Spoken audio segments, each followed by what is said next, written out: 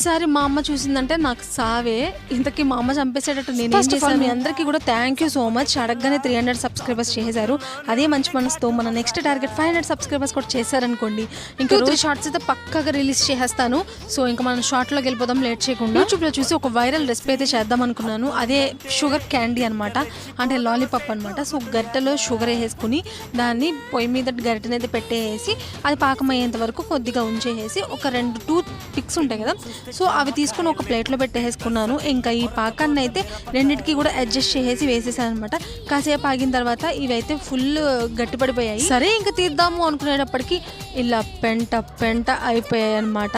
అయితే మాత్రం వదిలేస్తామా ఏంటి, మొత్తాన్ని కూడా చేతిలోకి తీసేసుకుని చేతితోనే కొంచెం షేప్ అయితే ఇచ్చేసాను అనమాట, ఇలా లాలీపాప్ లాగా.